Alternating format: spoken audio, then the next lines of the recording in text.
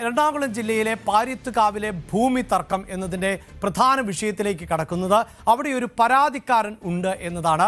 ഈ പരാതിക്കാരൻ എന്നത് മലയിടം തുരുത്ത് കണ്ണോത്ത് ശങ്കരൻ നായർ എന്ന ആൾ ആണ്. അതായത് ഇപ്പോൾ ഈ ഭൂമി 2.6 ഏക്കർ ഭൂമിയിൽ ആണ് ഇതുമായി ബന്ധപ്പെട്ട് ഒരു തർക്കം നടന്നുകൊണ്ടിരിക്കുന്നത്.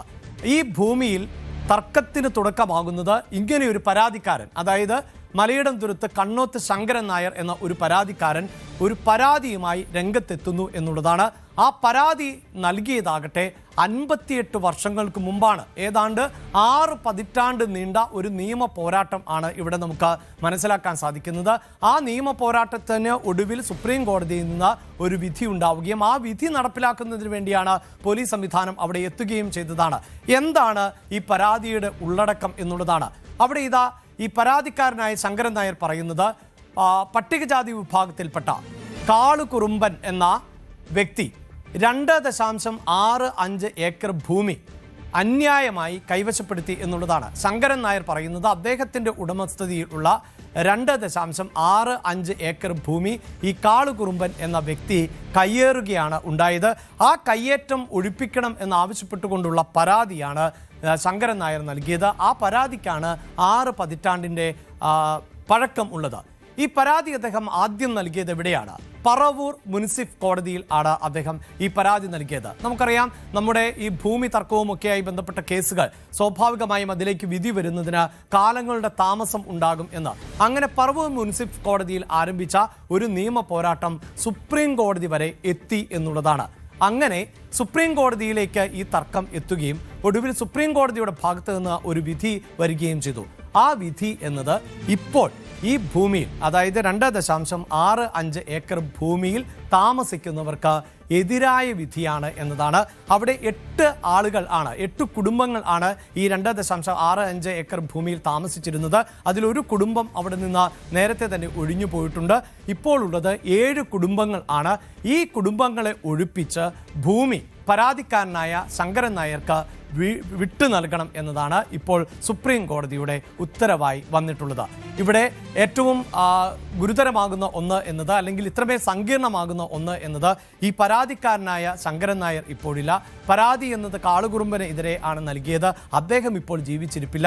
ഈ നിയമ നടപടികളൊക്കെ തുടരുമ്പോൾ അവരുടെ മക്കളിലേക്ക് അടക്കം ഈ നിയമ പോരാട്ടം മാറിയിട്ടുണ്ട് എന്നതാണ്. ഇപ്പോൾ ഈ ശങ്കരൻ നായരുടെ മക്കൾ ആണ് ഈ കേസ് നടത്തുന്നത്.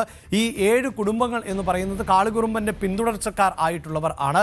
അങ്ങനെ ഈ നിയമ പോരാട്ടം നീണ്ടുപോയി എന്നതാണ് സങ്കീർണമാക്കുന്നത്. അതുകൊണ്ട് തന്നെ ഈ 7 ദളിത് കുടുംബങ്ങൾ അവിടെ ഇപ്പോൾ താമസിച്ചു കൊണ്ടിരിക്കുകയാണ്. അവരെ പുറത്താക്കിയതിന് ശേഷം മാത്രമാണ് ഈ ഭൂമി ഏറ്റെടുത്ത് ഈ പരാതിക്കാരൻ്റെ കുടുംബാംഗങ്ങൾക്ക് തിരിച്ചു നൽകാൻ സാധിക്കുകയുള്ളൂ. ഇവിടെയാണ് ഏറ്റവും സങ്കീർണമാകുന്ന ഒരു വിഷയം ഉണ്ടാകുന്നത്. പെരുമ്പാവൂർ മുനിസിഫ് കോടതി ആണ് ഇത് സംബന്ധിച്ച്, അതായത് ഈ മലയിടം കുടുംബാംഗങ്ങളെ മാറ്റിപ്പാർപ്പിക്കണം അല്ലെങ്കിൽ അവരെ ഒഴിപ്പിക്കണം എന്ന് പറയുമ്പോൾ പെരുമ്പാവൂർ മുനിസിഫ് കോടതി കുടിയൊഴിപ്പിക്കൽ നടപടി ശനിയാഴ്ചയ്ക്കകം പൂർത്തീകരിക്കണമെന്ന് അന്ത്യശാസനം നൽകിയിരിക്കുകയാണ്. അത് ശനിയാഴ്ചയാണ് എന്നിരിക്കെ ആണ് ഈ പ്രതിസന്ധി രൂക്ഷമാവുകയും ചെയ്യുന്നത്. ഇതുമായി ബന്ധപ്പെട്ട് മുനിസിഫ് കോടതി തന്നെ നൽകിയിട്ടുള്ളത് ഈ മാസം 26-നകം ഈ കുടിയൊഴിപ്പിച്ച് ഈ റിപ്പോർട്ട് അടക്കം 26-നകം സമർപ്പിക്കണം എന്നും നിർദ്ദേശിച്ചിട്ടുണ്ട്. അതിനുവേണ്ട എല്ലാ നടപടിക്രമങ്ങളും സ്വീകരിക്കേണ്ടത് ആലുവ റൂറൽ SP ആണ് എന്നുള്ളതാണ്. അപ്പോൾ അതുകൊണ്ടാണ് ഈ പോലീസ് സന്നാഹം ഈ സ്ഥലത്തേക്ക് എത്തുകയും ഇവരെ ഒഴിപ്പിക്കാൻ തയ്യാറെടുക്കുകയും ചെയ്യുന്നത്. അതേസമയം ഇവിടെ ഇതാ മറുഭാഗത്ത് ഈ ഒഴിഞ്ഞു പോകേണ്ടി വരുന്ന കുടുംബങ്ങൾ, ആ കുടുംബങ്ങൾക്ക് അവരുടേതായ നിലപാടുണ്ട്. അവർ പറയുന്നത് അവർ 100 വർഷത്തിലേറെയായി ഇവരുടെ മുൻ തലമുറക്കാർ ഉൾപ്പെടെ ഈ ഭൂമിയിലാണ് ജീവിച്ചിരുന്നത്. ഈ 2.65 ഏക്കർ ഭൂമിയിലാണ് ജീവിച്ചിരുന്നത്. ആ ഭൂമിയുമായി ബന്ധപ്പെട്ട കേസ് അന്യായമായ ഒരു ഭൂമി കേസ് നടത്തിപ്പാണ് ഇവിടെ നടന്നിട്ടുള്ളത് എന്നതാണ് അവർ പറയുന്നത്. അതോടൊപ്പം മറ്റൊരു വിഷയം കൂടി ഇവർ ചേർത്ത് വെക്കുന്നത് 19 ഏക്കർ, അതായത് ഈ 2.65 ഏക്കർ ഭൂമി ഉൾപ്പെടെ 19 ഏക്കർ വരുന്ന ആ ഭൂപ്രദേശത്ത് മിച്ചഭൂമിയാണ് ഉള്ളത് എന്നും അങ്ങനെ ആ ഭൂമി അളന്ന് തിട്ടപ്പെടുത്തുമ്പോൾ അടക്കം ആണ് ഇതിൽ അന്തിമമായൊരു തീരുമാനം ഉണ്ടാവുകയുള്ളൂ എന്നുമാണ്. മാത്രവുമല്ല ഈ ഭൂമി അളന്നു തിരിക്കുന്നതുൾപ്പെടെ പട്ടയം നൽകുന്നതുൾപ്പെടെയുള്ള നടപടികൾ ഒന്നും തന്നെ പൂർത്തിയായിട്ടില്ല എന്നുകൂടിയാണ് ഇവർ പരാതിയായി പറയുന്നത് എന്നതാണ് എടുത്തു പറയേണ്ടത്. അവിടെ ഒരു സാഹചര്യം ആണ് ഉള്ളത്. ഇങ്ങനെയൊരു പശ്ചാത്തലത്തിൽ ആണ് ഈ വിഷയത്തിൽ ഏറെ സങ്കീർണമാകുന്ന പോലീസ് നടപടി തുടരുന്നത്. ഇതിൽ മന്ത്രി നേരത്തെ പറഞ്ഞത് പ്രകാരം ഇപ്പോൾ ഈ കോൺഗ്രസ് സർക്കാർ അധികാരത്തിൽ വന്നതിന് ശേഷമല്ല ഒഴിപ്പിക്കലുമായി ബന്ധപ്പെട്ട നീക്കങ്ങൾ നടക്കുന്നത്. ഈ സങ്കീർണമായ നിയമപ്രശ്നത്തിന് ഒടുവിൽ സുപ്രീം കോടതി വിധി പ്രസ്താവിക്കുകയും അങ്ങനെ സുപ്രീം കോടതി ഈ 7 കുടുംബാംഗങ്ങളെ ഒഴിപ്പിക്കണമെന്ന് നിർദ്ദേശിക്കുകയും ചെയ്തതിന് ശേഷം 2023 മുതൽ താമസക്കാരെ ഒഴിപ്പിക്കാനുള്ള ശ്രമം നടക്കുന്നുണ്ട്. ഒഴിപ്പിക്കൽ നടപടികൾ ഈ കഴിഞ്ഞ ദിവസം കൂടി തടസ്സപ്പെട്ടത് കണക്കാക്കുമ്പോൾ 15 തവണയാണ് ഇപ്പോൾ ഈ ഒഴിപ്പിക്കൽ നടപടികൾ തടസ്സപ്പെടുകയും ചെയ്തിട്ടുള്ളത്. ഇതിൽ 14 തവണയും ഈ നടപടികൾ ഉണ്ടായത് കോൺഗ്രസ് സർക്കാരിൻ്റെ കാലഘട്ടത്തിലല്ല, ഇടത് സർക്കാരിൻ്റെ കാലഘട്ടത്തിലാണ്. അന്ന് ഈ വിഷയത്തിനടക്കം എന്തുകൊണ്ട് പരിഹാരം കണ്ടെത്തിയില്ല എന്ന മറുചോദ്യം അടക്കം ഇപ്പോൾ ഈ സമരം ഏറ്റെടുക്കുന്ന CPIM-നോട് ആ പ്രദേശത്തുള്ള ആളുകൾ തന്നെ ഉന്നയിക്കുന്നുണ്ട് എന്നതാണ് വസ്തുത.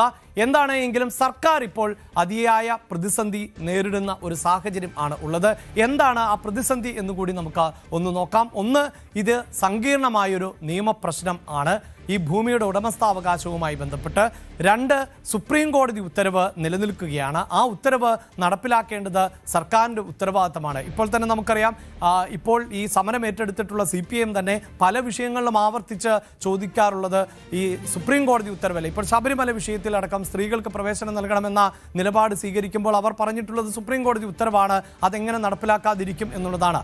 ഇവിടെ ഇതാ ഈ 19 ഏക്കർ ഭൂമി സർവേ ചെയ്യണം എന്ന ആവശ്യം, അത് അളന്ന് തിട്ടപ്പെടുത്തണം എന്ന ആവശ്യം, അതും വലിയ സങ്കീർണതയാണ് സൃഷ്ടിക്കുന്നത്. കാരണം ഈ 19 ഏക്കർ ഭൂമിയിലൂടെ സർക്കാരിൻ്റെ റോഡടക്കം കടന്നു പോകുന്നു എന്നതാണ് നമുക്ക് മനസ്സിലാക്കാൻ സാധിക്കുന്നത്. അപ്പോൾ അത് മറ്റൊരു പ്രശ്നമായി മാറുന്നുണ്ട്. ഒപ്പം ഈ 7 കുടുംബങ്ങളെ ഒഴിപ്പിക്കേണ്ടതായി വന്നാൽ അവർക്ക് മറ്റൊരു പുനരധിവാസ സംവിധാനം ഏർപ്പെടുത്തി കൊടുക്കേണ്ട ഉത്തരവാദിത്വവും സർക്കാരിന് വന്നു ചേരുകയാണ്. ഇതാണ് സർക്കാരിന് മുന്നിലുള്ള വെല്ലുവിളി. ഇനിയിപ്പോൾ ഈ പരിയത്തുകാവിലെ രാഷ്ട്രീയം എന്താണ് എന്ന് പരിശോധിക്കുമ്പോൾ ഞാൻ നേരത്തെ സൂചിപ്പിച്ചു, അവിടെ 2023 തുടങ്ങിയ ഒഴിപ്പിക്കൽ ശ്രമം ആണ്. ഇടത് സർക്കാരിൻ്റെ കാലഘട്ടത്തിലാണ് 14 തവണയും ഈ ഒഴിപ്പിക്കൽ ശ്രമം നടന്നത്. അന്നും CPIM പ്രാദേശികമായി ആ ഒഴിപ്പിക്കലിന് എതിരെയാണ്. പക്ഷേ ഇപ്പോൾ, അതായത് നിലവിൽ CPIM പ്രതിപക്ഷത്തേക്ക് എത്തിയപ്പോൾ പ്രാദേശിക നേതൃത്വം മാത്രമല്ല, സംസ്ഥാനത്തെ നേതാക്കൾ ഒന്നടങ്കം ഇവിടേക്ക് എത്തുകയാണ്. ബിന്ദുവും അവിടേക്ക് എത്തുന്നത് അതിൻ്റെ ഭാഗമായി തന്നെയാണ് എന്നതാണ് നമുക്ക് എടുത്തു പറയേണ്ടത്.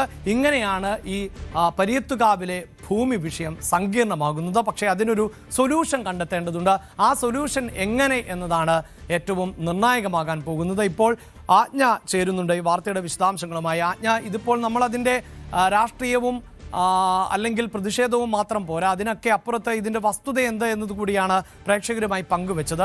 വസ്തുത ഇതായിരിക്കുമ്പോൾ പോലും 7 കുടുംബങ്ങളാണ്. അവർ വർഷങ്ങളായി, പതിറ്റാണ്ടുകളായി അവിടെ താമസിക്കുന്നവരാണ്. പെട്ടെന്ന് അവർക്ക് മറ്റൊരു സ്ഥലം കണ്ടെത്തുക എന്നത് സാധ്യമാകുന്ന ഒന്നല്ല. ആ പ്രദേശത്തിൻ്റെ ഒരു പ്രത്യേകത നമുക്കറിയാം, ഓരോ സെൻറ്റിനും ലക്ഷങ്ങൾ വിലയുള്ള ഭൂപ്രദേശം കൂടിയാണ്. അപ്പോൾ അവരെ അടുത്ത് എവിടെയും അക്കോമഡേറ്റ് ചെയ്യാൻ പറ്റുമോ, അതൊക്കെ സംശയകരമാണ്. ഇവിടെ ഇത് ബിന്ദു പറയുന്ന ഒന്ന്, ഞങ്ങളുടെ സർക്കാരിൻ്റെ കാലഘട്ടത്തിലും അവിടെ പോലീസ് വന്നിരുന്നു, പക്ഷേ ഇങ്ങനെ ആയിരുന്നില്ല പോലീസിൻ്റെ സമീപനം. ഇപ്പോൾ പോലീസിൻ്റെ സമീപനം മാറി എന്ന തരത്തിലൊക്കെയാണ് CPIM ഇതിനെ രാഷ്ട്രീയമാക്കി മാറ്റുന്നത്. എന്താണ് അവിടുത്തെ ഒരു പശ്ചാത്തലം, എന്താണ് സാഹചര്യം ആജ്ഞ?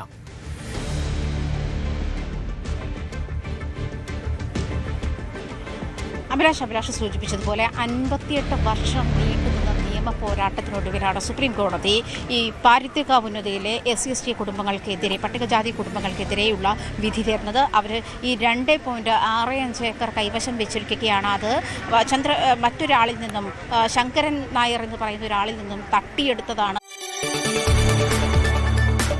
കൂടുതൽ വാർത്തകൾക്ക് News 18 Keralam YouTube channel subscribe ചെയ്യുക.